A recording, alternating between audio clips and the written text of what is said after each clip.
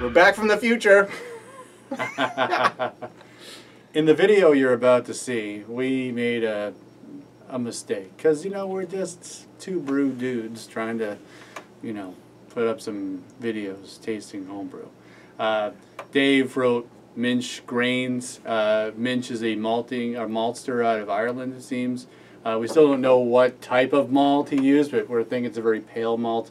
But watch the video and you'll know what we're talking about. We thought it was Munich, but it's Minch.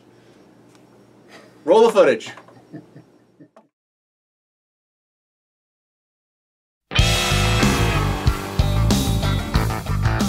Hey, it's John and Mike, brew-dudes.com, and we're tasting more home brews from around the world. We can actually say that for this one. We're international. We are. This is the Homebrew Swap Exchange number 5, and this is coming from a guy named Dave Britton. He also goes by Basingstoke Dave. I guess he's a home brewer right outside, well, not right outside London, but near London, in a place called Basingstoke, Hampshire in the UK.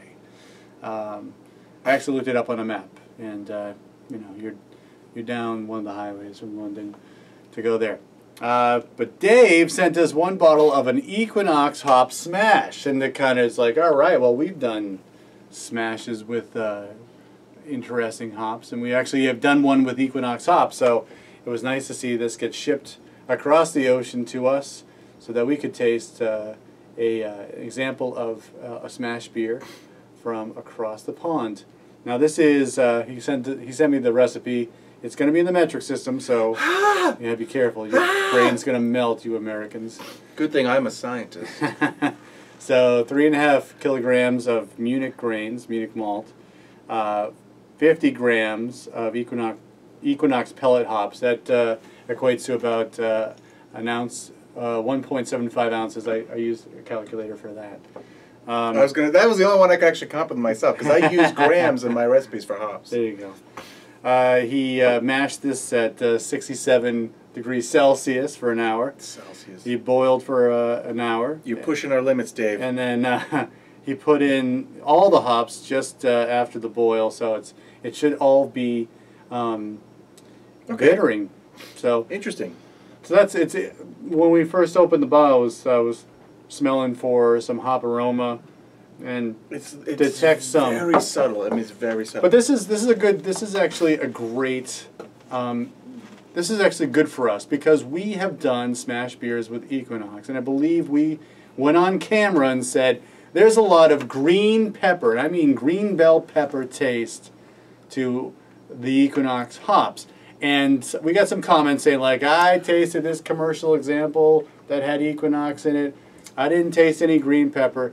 But the thing is, the reason why we may have tasted that is because I was putting in a bittering charge, you know, at the start of the boil, and I did a flavoring charge at like midway through or 15 minutes to go, and then right at flame out, and then dry hopped. So I was trying to get this kind of array of flavor into the beer. I just wonder if Equinox, when put in as a bittering charge, that's when that green bell pepper taste gets imparted into the beer. So I'm going to shut up. I think you should start talking about what you think about this particular smash beer. All right. This is another beautiful, clear example. I love it's a stronger straw color. I wouldn't say pale straw. It's a nice, so I'm assuming that Munich is probably actually light Munich, not even Munich 10. It's probably like that weird Munich 8 or something. And Dave, you can correct us on this in the comments. But it's a pretty sexy looking beer. I love that I still have some for this color beer and this light of a recipe. There's still a nice white foam that's being retained in the glass, so that's wonderful. I mean, there is a very subtle. I get a really subtle fruity aroma. It's subtle, but it's interesting to see that it's carried all the way through. That it's lasted that long. Some of it's a little bit of the Munich probably, but it's beautiful.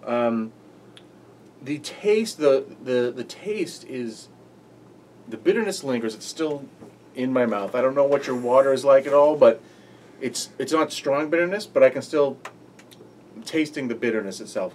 There's definitely some of that.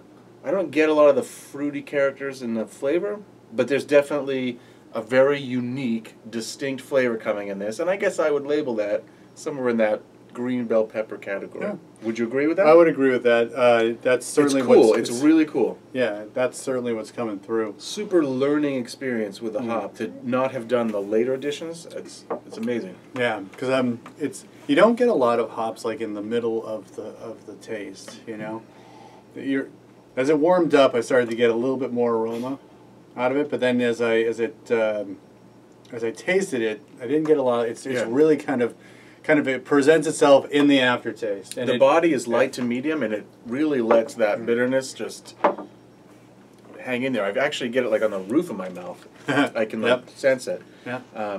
This is interesting. I don't think a lot of people would necessarily use Equinox as a bittering hop, but it's really cool to experience. But it can be, right? Yeah, of course. You can do whatever you want, right? There's no stopping you know, it, right? I'm loving it. Yeah. So the other thing I was excited about was, and you kind of alluded to it, but the water that they have over there, which is different from what we have, and certainly, you know, we're tasting from around our own country. You know, people in California and Texas, and we'll be tasting from other states as well. But just to see if people are actually using their own water. I mean, I think there's a couple of examples that were sent to us, and they were putting some, they were adjusting using RO water with water salts or whatever. But he didn't make any mention that he was using a different kind of water. So, I think it's nice that this beer was probably made right out of his tap. So yeah, and he's got a pretty cool bottle too. I don't know where that came from. Actually, for having, I mean, it's been in your fridge for a little bit, right? But I mean, he doesn't say what yeast he used, right? No. Because there's yeast sediment at the bottom of this bottle, and these beers have poured clear. Yeah. So coming over the trip, it hasn't really gotten beat up too bad in the trip over here. Nope. And it all settled down, so maybe it was an English yeast. Yeah, I don't know. It's really nice. I mean, I wouldn't say it tastes Englishy, estery, you know, but who knows? Dave, put it in the comments. Tell us what the yeast is. He will. He comments a lot on our videos. Oh, yeah. All right. Well, that's what we have for you. Wish we had a lot to share with everybody. We should mention, he does write in here, he says that if there are any brewers near him, he's known as in Basingstoke, Hampshire, UK. Yeah. So he's Basingstoke Dave. So if you're out there, make a connection near our buddy Dave. Yeah. Put a comment below, and maybe you guys can figure it out. Yeah, and then you can taste this SMaSH beer as well, because you're probably right down the street. You can tell us we're full of shit. And that too. Please let us know.